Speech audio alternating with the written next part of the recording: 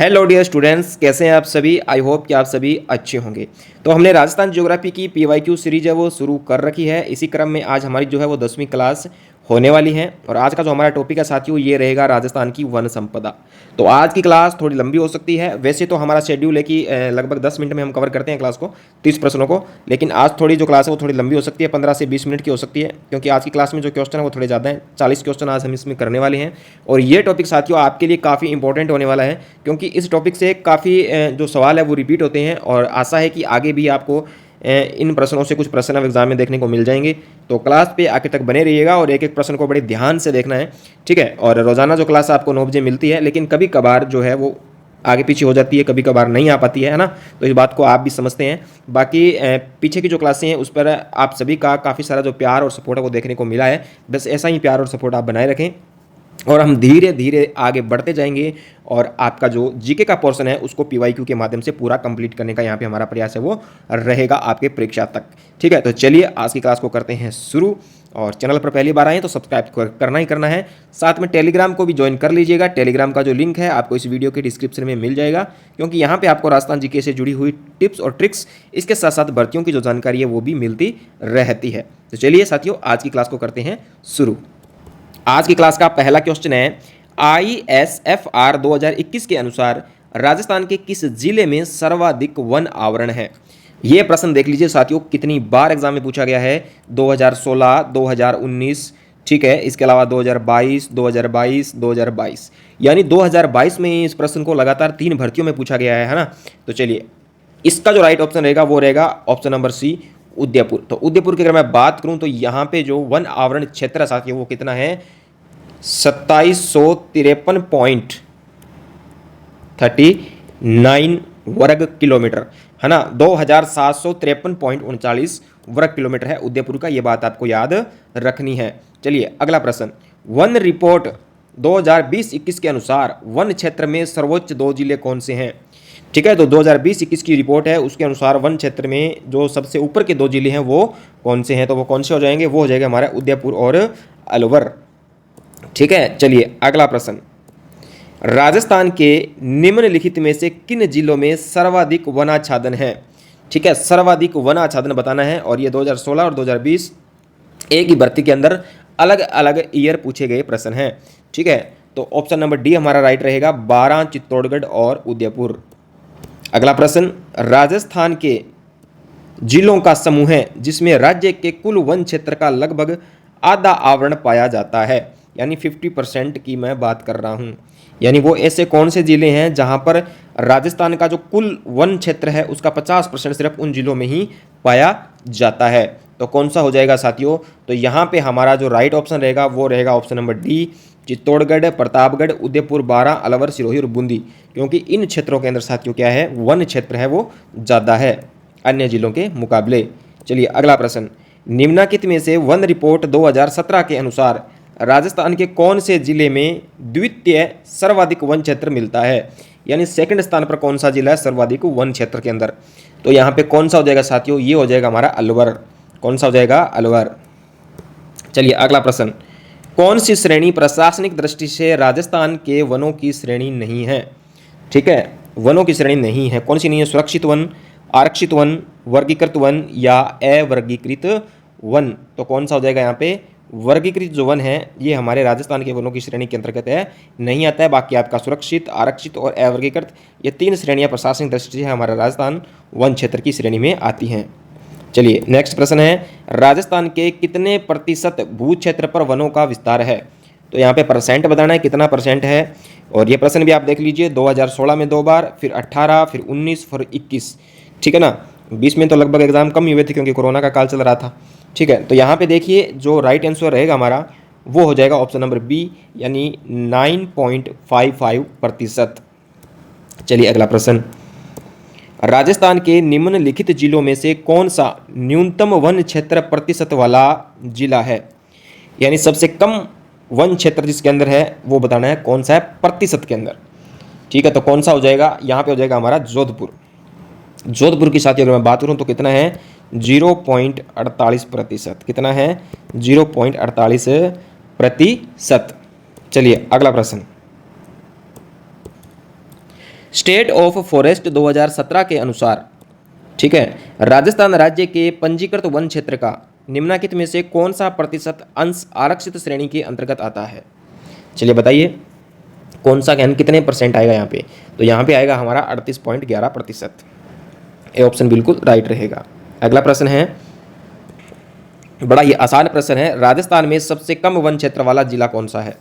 सबसे कम वन क्षेत्र, तो सबसे कम वन क्षेत्र कहाँ होगा भाई बताओ?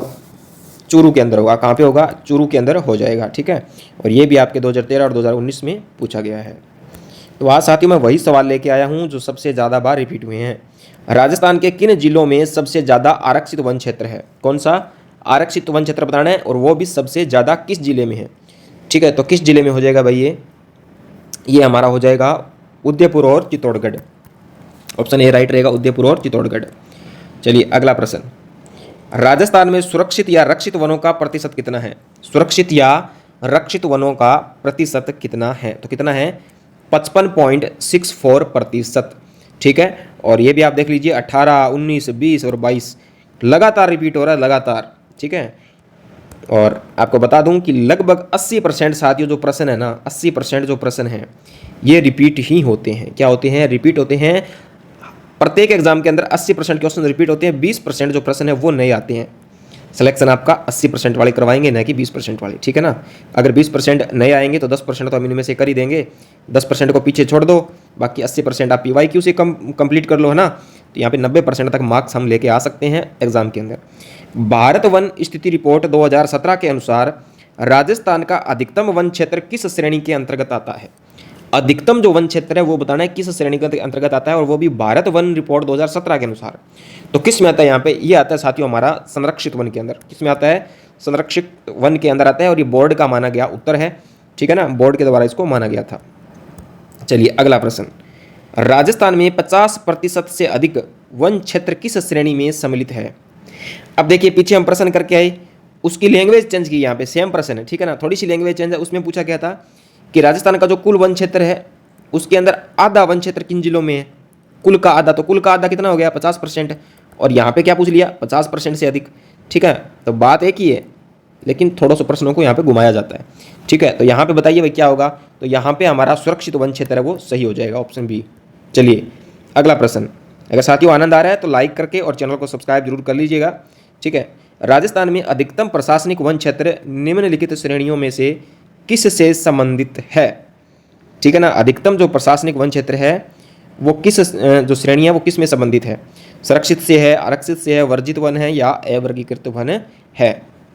तो यहाँ पे हमारा हो जाएगा संरक्षित वन के अंदर है, ठीक है। और ये भी देख लीजिए लगातार 18, 19 और 20 लगातार भर्ती में पूछा जा रहा है प्रश्न है, ठीक है। तो ये क्वेश्चन आपके लिए मोस्ट इंपॉर्टेंट हो जाता है, नोट करके रख लीजिएगा आपके नोट्स के अंदर। चलिए अगला प्रश्न, सन 2019 की भारतीय वन रिपोर्ट के अनुसार पिछले 2 वर्षों में राजस्थान में वन क्षेत्र में कितना परिवर्तन हुआ है? ठीक है, 2019 की रिपोर्ट के अनुसार कितना परिवर्तन हुआ है भाई बताओ? माइनस में रहा है या प्लस में रहा है? पहले तो ये आप बता दीजिए, ठीक है। तो यहाँ पे कितना रहा है? यहाँ पे रहा है प्लस के अंदर 57.51 वर्ग किलोमीटर।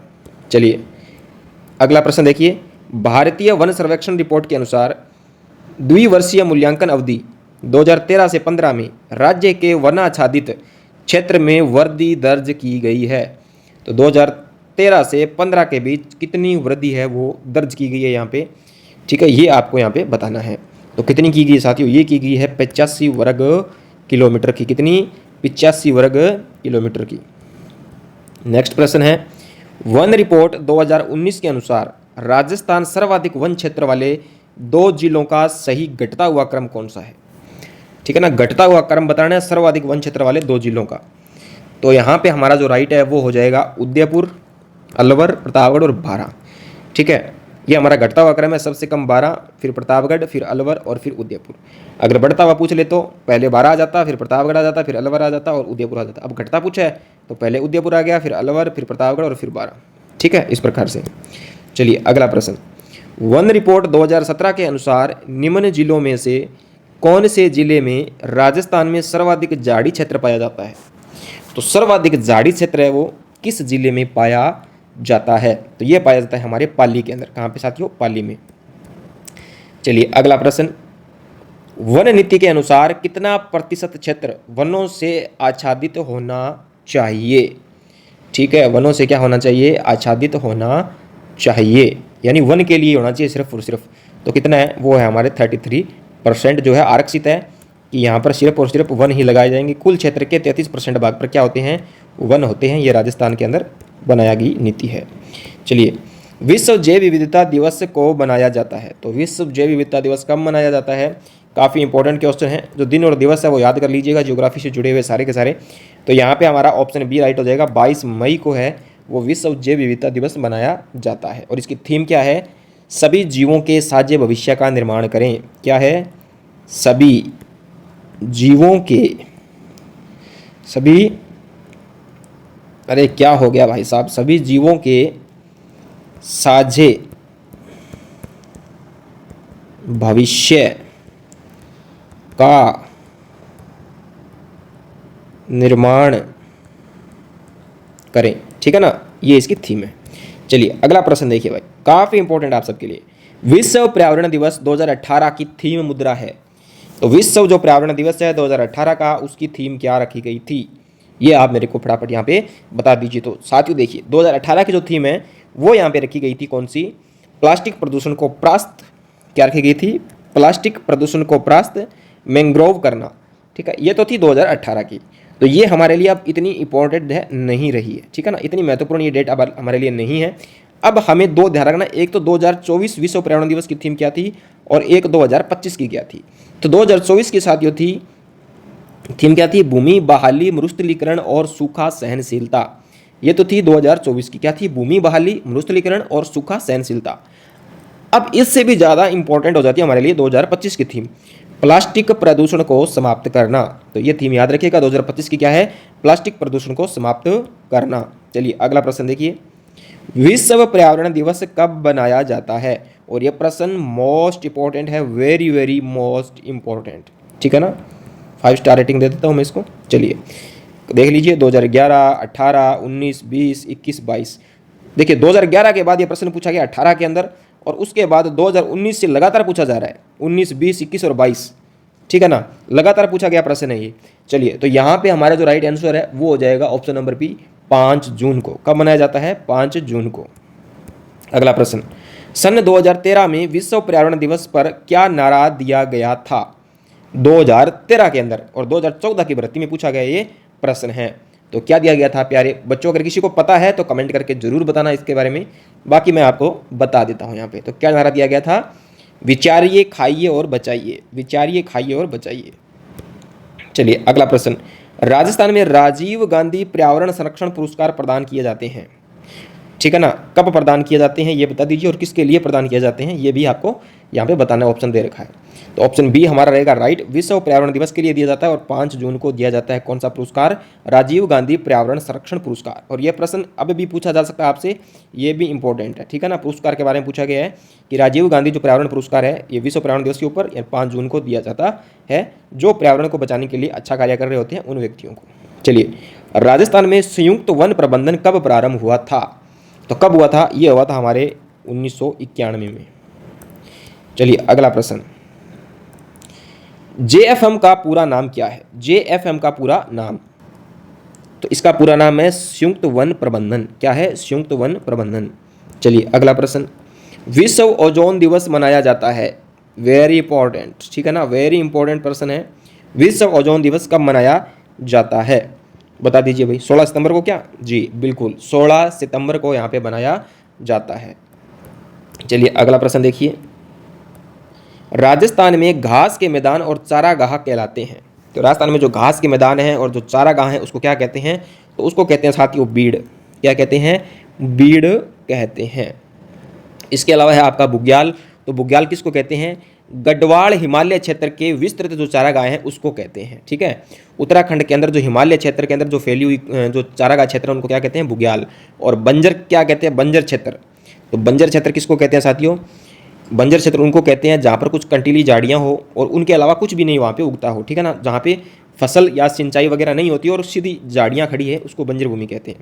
चलिए अगला प्रश्न, बीड़ निम्न जिलों में पाए जाते हैं। तो बीड़ बताइए भाई कौन कौन से जिलों में पाए जाते हैं। तो बीड़ आपके पाया जाता है सीकर, जोधपुर और बीकानेर, इन क्षेत्रों में आपके बीड़ भूमि है वो देखने को मिलती है। चलिए अगला प्रश्न, सोरसन घास के मैदान किस जिले में स्थित है। तो सोरसन कहाँ पे है भाई, सोरसन है बारां के अंदर। कहाँ पे है, बारां के अंदर है। और यहाँ पर ब्रह्माणी माता का मंदिर भी है। कौन सी माता का साथियों, ब्राह्मणी माता का मंदिर है, ठीक है ना, ब्राह्मणी माता, ब्राह्मणी माता का क्या यहाँ पे मंदिर है। और यहाँ पे मेला कौन सा बढ़ता है, गधों का मेला, गधों का मेला प्रसिद्ध है, गधों का मेला क्या यहाँ पे प्रसिद्ध है। चलिए अगला प्रश्न, राजस्थान में बीड़ स्थानीय नाम क्या है, यानी बीड़ का स्थानीय नाम बताना है क्या है।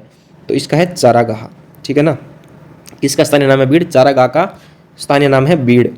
चलिए अगला प्रश्न, राजस्थान के निम्नलिखित में से किस क्षेत्र में उष्ण कटिबंधीय कंटीले वन मिलते हैं। ठीक है, और ये भी आपके 19, 20 और 22 लगातार पूछा गया प्रश्न है। ठीक है, तो ऐसे प्रश्नों को कॉपी में नोट कर लीजिएगा अलग से, काफ़ी इंपॉर्टेंट होने वाले आपके लिए, एग्जाम में आपको देखने को मिल सकते हैं। तो इसका जो हमारा राइट रहेगा साथियों वो रहेगा ऑप्शन नंबर सी, चूरू के अंदर। कहाँ पे, चूरू के अंदर। चलिए अगला प्रश्न, मरुस्थलीय वनस्पतियाँ किस नाम से जानी जाती है। जो मरुस्थलीय वनस्पतियाँ हैं वो किस नाम से जानी जाती हैं। तो वो जानी जाती है हमारे जेरोफाइट्स, किस नाम से, जेरोफाइट्स से।